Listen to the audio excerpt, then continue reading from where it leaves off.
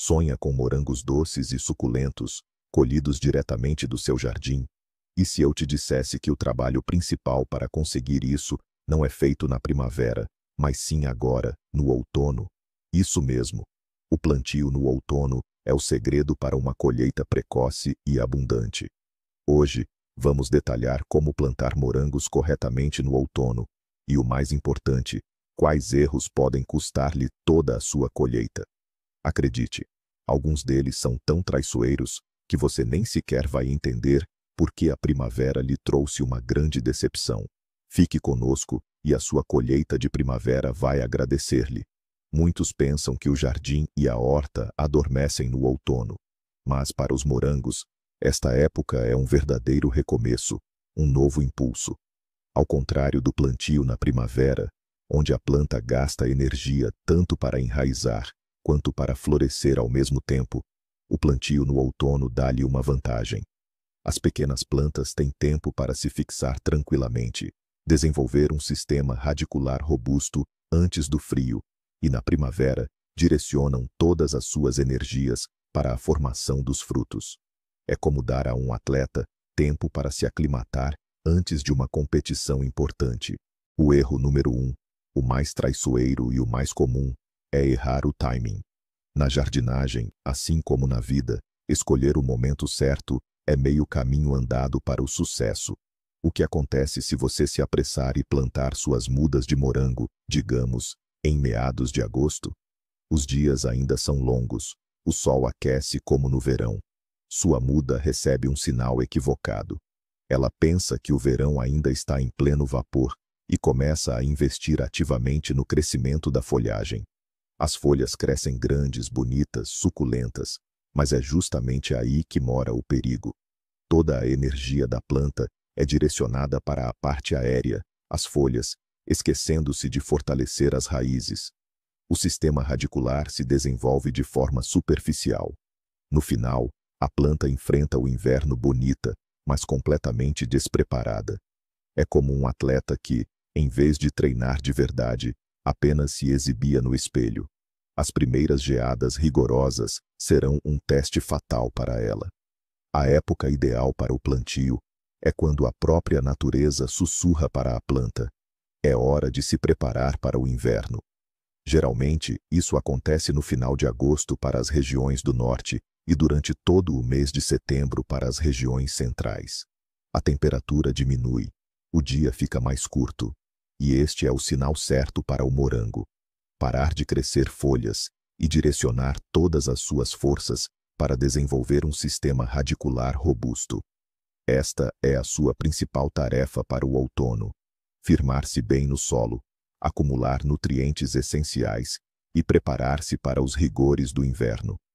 Lembre-se de uma regra simples: o plantio deve ser concluído pelo menos 3 a 4 semanas antes da chegada das geadas persistentes.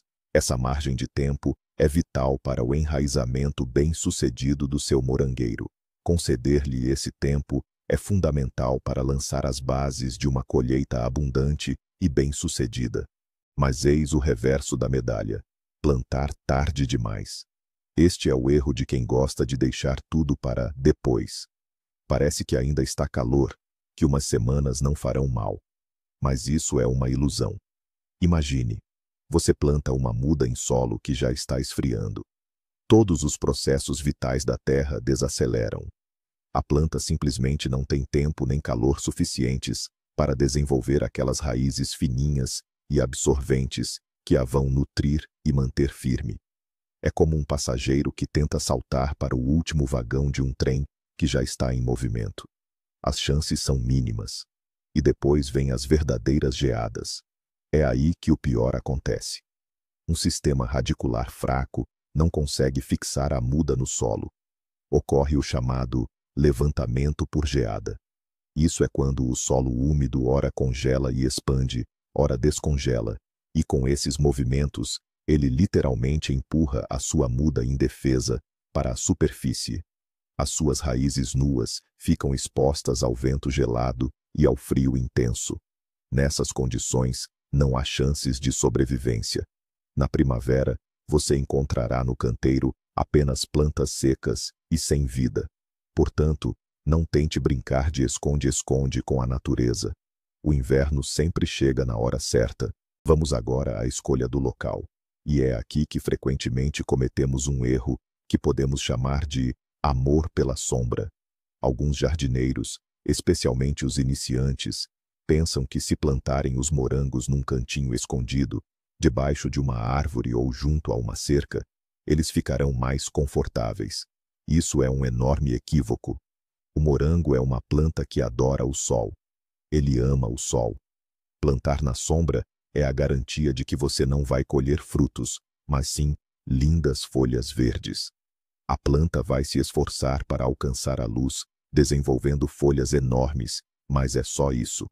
Para formar os botões florais, que se transformarão em frutos na primavera, o morango precisa de energia. E a principal fonte de energia para qualquer planta é a fotossíntese, que é impossível sem a luz solar intensa. Na sombra, a floração será pífia, se é que acontecerá. E os poucos frutos que porventura se formarem jamais acumularão açúcar. Serão pequenos, ácidos e aguados. Serão apenas uma pálida imitação daquele morango verdadeiramente aromático e doce. Além disso, sombra e umidade são condições ideais para o desenvolvimento de doenças fúngicas, principalmente a podridão cinzenta. Portanto, memorize como uma verdade absoluta. O canteiro de morangos deve estar no local mais ensolarado do seu terreno, recebendo luz por no mínimo 6 a 8 horas por dia. Continuando a nossa conversa sobre o local ideal, vamos abordar outro inimigo invisível: a corrente de ar. Pode-se escolher o lugar mais ensolarado, mas se ele estiver completamente exposto aos ventos, o inverno pode reservar-lhe uma surpresa desagradável. O principal protetor dos morangos no inverno é a neve. Um manto fofo de neve é o melhor isolamento térmico que a natureza poderia ter criado. Sob uma camada de neve de 20 a 30 centímetros, o solo quase não congela, e os morangos prosperam, mesmo em geadas rigorosas. Agora, imagine um terreno aberto e exposto ao vento. Os ventos de inverno irão constantemente varrer a neve, expondo o solo. O canteiro ficará sem o seu casaco natural. Como resultado, o solo congelará a uma profundidade considerável, e o sistema radicular dos seus morangos simplesmente morrerá de frio. Isso é especialmente perigoso para plantações jovens, feitas no outono, que ainda não tiveram tempo de aprofundar bem as suas raízes no solo. Portanto, ao escolher o local, leve em consideração também a rosa dos ventos na sua propriedade. O ideal é que o canteiro esteja protegido do lado norte por alguma construção, cerca ou cerca viva. No entanto, essa proteção não deve criar sombra. Este é o equilíbrio que precisa ser encontrado. O máximo de sol e o mínimo de correntes de ar geladas e prejudiciais no inverno. Agora, sobre o solo. Plantar em solo despreparado e pobre é como mandar uma criança para a escola com fome e sem livros. É condená-la ao fracasso. Para um arranque bem-sucedido, os morangos precisam de uma boa reserva de nutrientes. As raízes de uma muda jovem precisam encontrar um ambiente favorável imediatamente para começar a crescer ativamente e absorver nutrientes. Se o solo do seu canteiro for denso, argiloso ou estiver esgotado por culturas anteriores, a planta vai estagnar por muito tempo, definhar, e as suas folhas ficarão amarelas.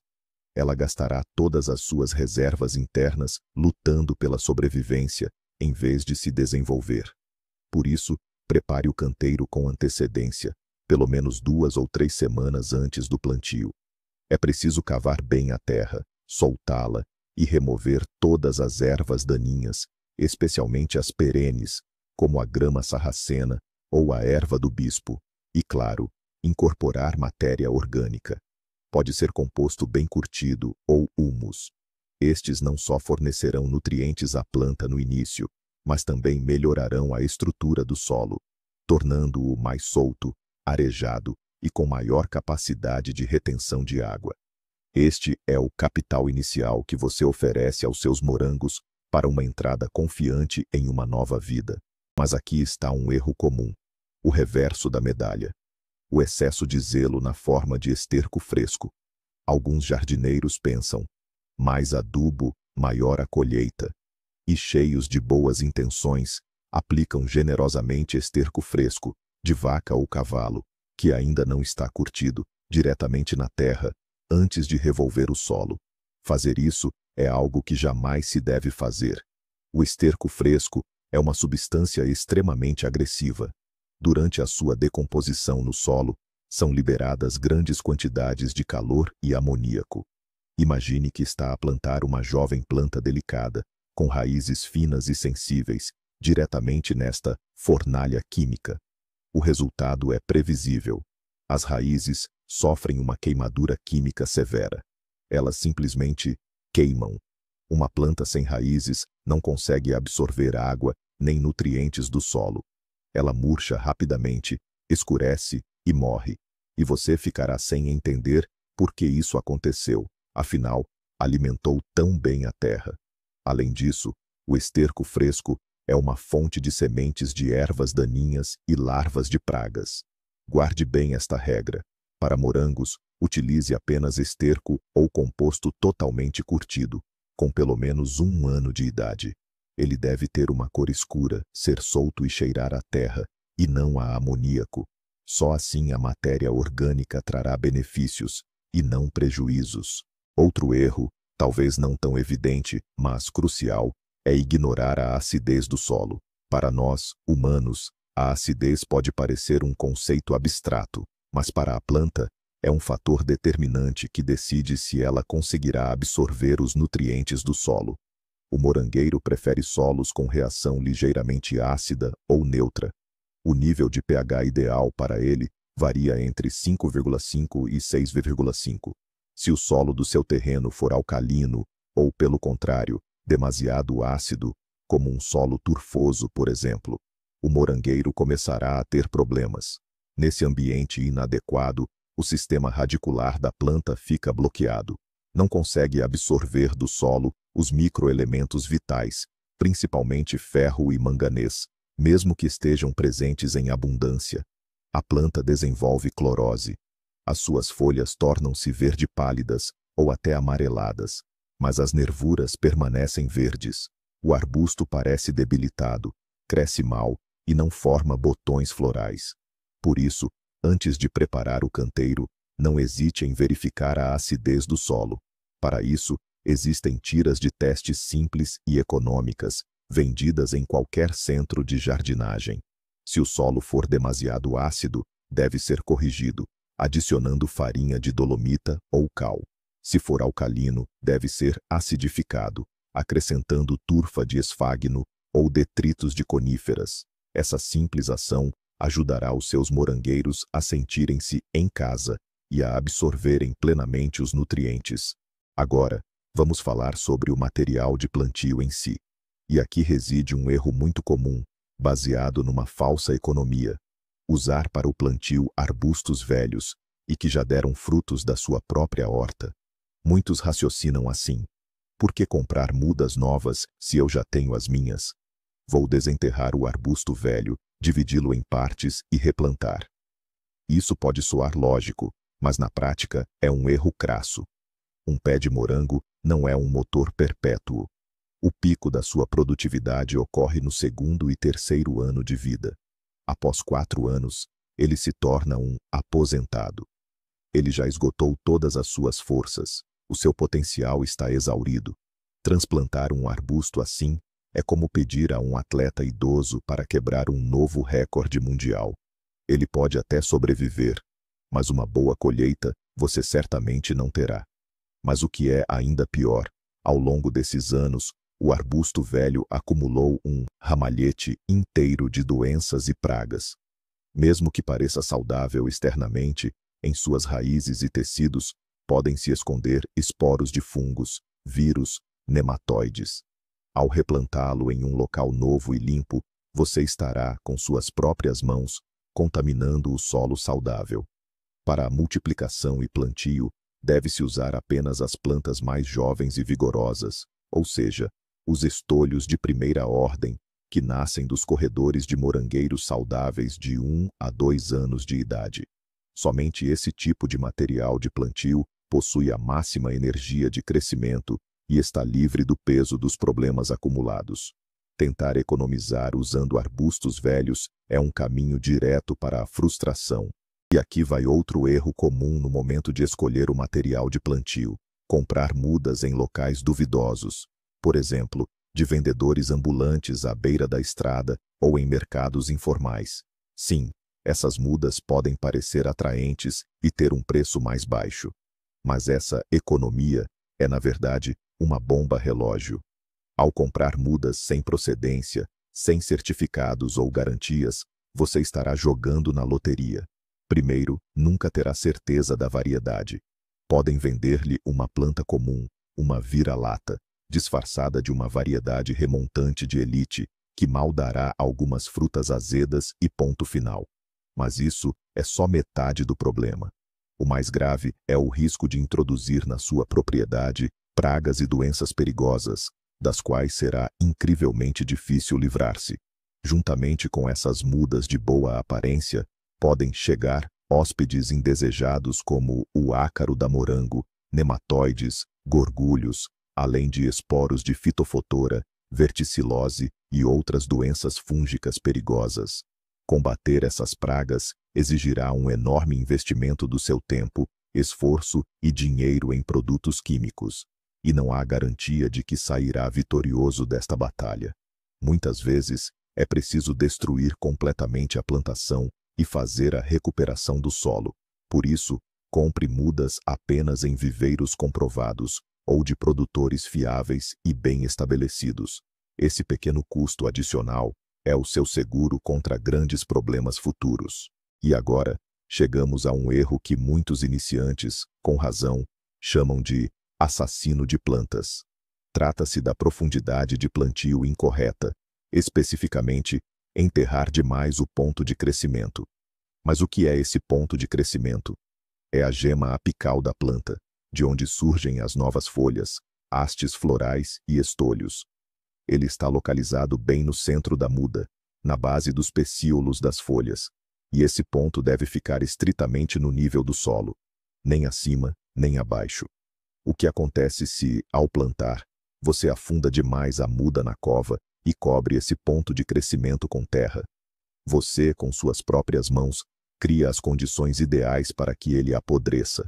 Sob uma camada de solo úmido, sem acesso ao ar, o tecido delicado da gema apical começa a se deteriorar, é atacado por fungos e, no final, simplesmente apodrece. É o fim. A planta não tem mais de onde crescer. Ela está condenada. Mesmo que a pequena planta pareça viva por algum tempo, graças às folhas antigas, ela não emitirá novas e acabará morrendo. Esta é a causa mais comum de morte de mudas nas primeiras semanas após o plantio. O jardineiro pode culpar o clima, a qualidade das mudas ou qualquer outra coisa, mas a causa estará precisamente nisso, naquele centímetro extra de terra acima do ponto de crescimento. Portanto, ao plantar, segure a muda de forma que o ponto de crescimento esteja exatamente nivelado com a superfície do canteiro, e só então, com cuidado, firme a terra ao redor dela. Mas, como é comum, existe o extremo oposto, o plantio raso demais. Alguns jardineiros, depois de ouvir histórias de terror sobre o ponto de crescimento enterrado demais, exageram na precaução e plantam o arbusto tão superficialmente que ele fica literalmente nas pontas dos pés. Nesse cenário, não apenas o ponto de crescimento fica exposto acima da superfície do solo, mas também o colo da planta, a região de transição entre o caule e a raiz, e a parte superior das próprias raízes. Estes ficam completamente vulneráveis ao ambiente externo. O que acontece a seguir? As raízes expostas, sem a proteção do solo, começam a sofrer com dois grandes inimigos. O primeiro são o sol e o vento. Eles ressecam rapidamente o tecido delicado das raízes, que simplesmente morrem. A planta então para de receber água e nutrientes, mesmo que o solo circundante esteja úmido. Começa a murchar e pode morrer de desidratação. O segundo inimigo é o frio intenso do inverno. Se as raízes não estiverem protegidas pelo solo, elas serão as primeiras a sofrer o impacto do frio. Mesmo uma geada leve pode ser devastadora para elas. Elas congelam, e na primavera, um arbusto assim simplesmente não vai brotar novamente. Por isso, a justa medida é fundamental. O plantio correto é aquele em que o ponto de crescimento fica nivelado com a superfície do solo e todo o sistema radicular, até a mais fina das raízes, está completamente submerso. Após o plantio e a primeira rega, a terra irá assentar um pouco e a planta assumirá sua posição ideal. O próximo erro é a ganância, ou, para ser mais brando, o desejo de obter a máxima colheita com a menor área possível. Isso leva a um plantio muito denso, superlotado. O jardineiro pensa que quanto mais morangueiros ele plantar em 1 metro quadrado, mais frutos colherá. Mas, na realidade, o efeito é exatamente o oposto. Quando os morangueiros estão muito próximos uns dos outros, como passageiros em um ônibus lotado na hora do rush, os problemas começam. Primeiro, há uma concorrência acirrada. As plantas começam a lutar entre si por tudo, por luz, por água e pelos nutrientes do solo. Nesta batalha, os mais fortes prevalecem, enquanto os arbustos mais fracos definham e praticamente não produzem frutos. Em segundo lugar, e o mais perigoso, o plantio denso é um verdadeiro paraíso para doenças e pragas. As folhas das plantas vizinhas se entrelaçam, criando uma cobertura contínua. O canteiro deixa de ser ventilado. Sob essa cobertura, a umidade permanece constantemente alta, um ambiente ideal para o desenvolvimento de mofo cinzento e oídio. As frutas, que estão em contato com o solo úmido e as folhas doentes, apodrecem antes mesmo de amadurecer. Por isso, respeite o espaçamento correto no plantio. A distância ideal entre as plantas na linha é de 30 a 40 centímetros, e entre as linhas, não menos que 60 a 70 centímetros. Sim, a princípio o canteiro pode parecer um pouco vazio, mas até o próximo verão, as plantas terão crescido, e você perceberá que essa foi a decisão mais acertada. Um erro comum, muitas vezes por desatenção, é ignorar a primeira rega. No outono, com as chuvas frequentes, o solo muitas vezes parece úmido, e muitos jardineiros pensam: para que regar? A própria natureza já está cuidando disso. No entanto, a primeira rega após o plantio tem um objetivo muito específico e de suma importância. Quando você cava a cova e deposita a muda, cobrindo-a em seguida com terra, é inevitável que pequenos vazios, verdadeiros bolsões de ar, fiquem ao redor das raízes. Nesses espaços, as raízes ficam suspensas no ar, sem conseguir fazer contato direto com o solo. Isso significa que elas não podem absorver a água e os nutrientes de que precisam. Para uma planta jovem e delicada, isso representa um estresse considerável, o que retarda significativamente o processo de enraizamento.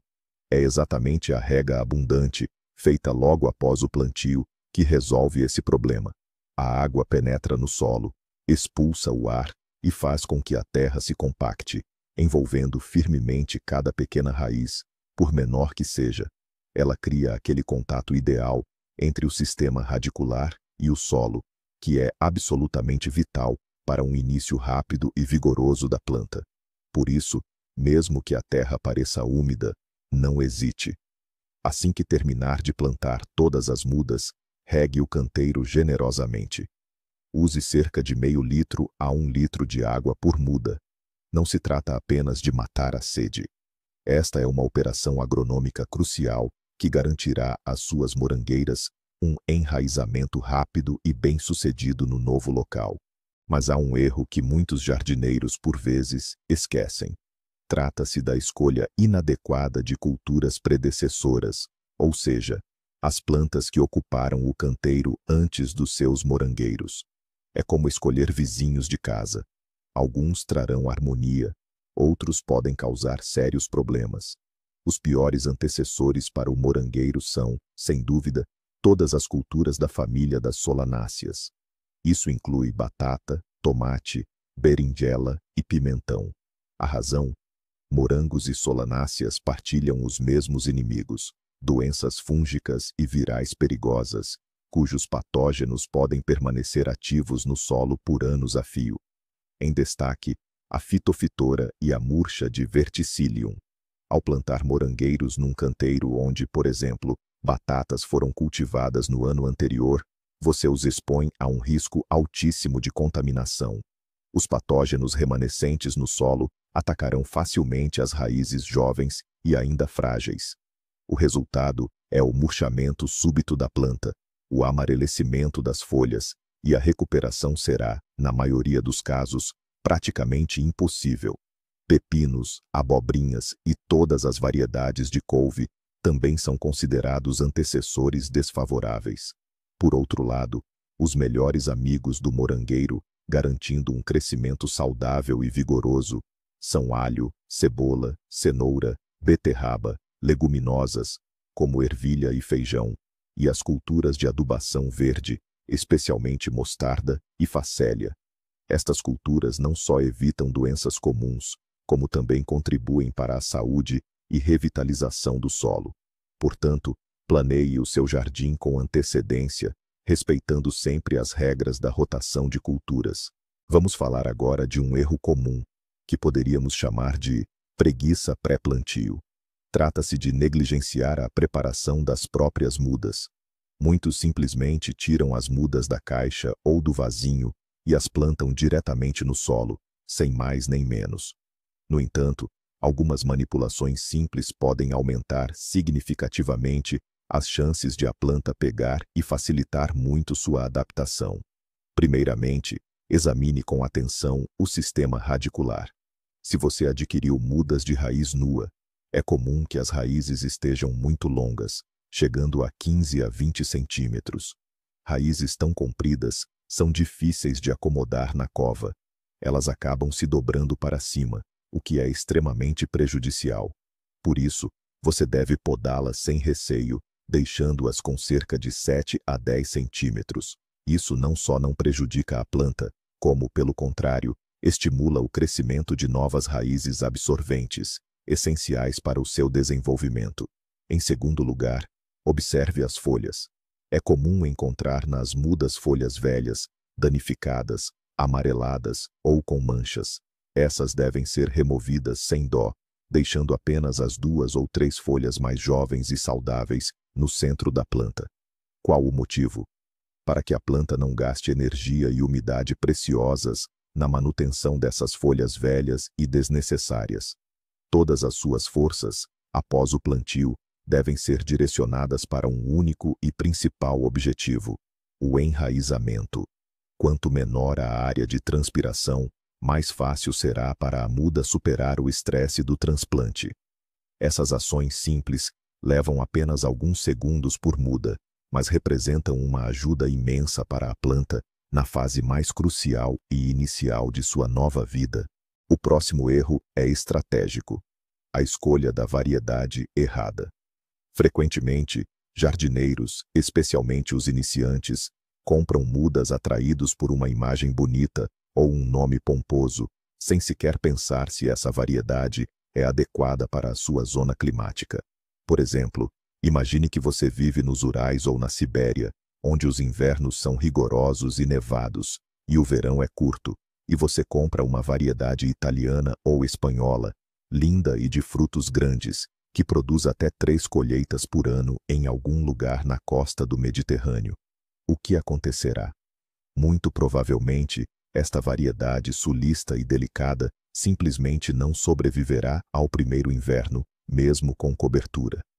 A sua programação genética não foi concebida para suportar temperaturas tão baixas. Ela vai congelar e morrer. E mesmo que, por um milagre, consiga passar o inverno nas condições de um verão curto e nem sempre quente, ela simplesmente não terá tempo de desenvolver todo o seu potencial. Os frutos serão menores, não tão doces, e nem pensar em várias colheitas.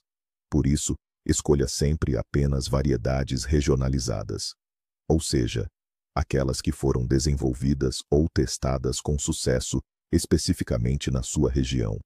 Elas estão perfeitamente adaptadas ao clima local, à duração do dia, às características do solo e, o mais importante, possuem a resistência invernal necessária. A informação sobre a regionalização da variedade é a primeira coisa a que deve prestar atenção ao comprar. É a garantia de que não desperdiçará o seu dinheiro e o seu trabalho. Mas eis um erro comum que muitos cometem depois de todo o trabalho principal estar feito: negligenciar a cobertura morta. Os canteiros estão plantados, os arbustos regados, e o jardineiro, com a alma tranquila, deixa o terreno até a primavera. Mas isso é um grande erro. A terra nua, sem cobertura alguma, é a pior opção para as plantas jovens passarem o inverno. Primeiro, ela congela muito rapidamente. O frio intenso penetra facilmente, atingindo as raízes tenras que ainda não estão completamente enraizadas. Em segundo lugar, um solo desprotegido está sujeito a oscilações bruscas de temperatura.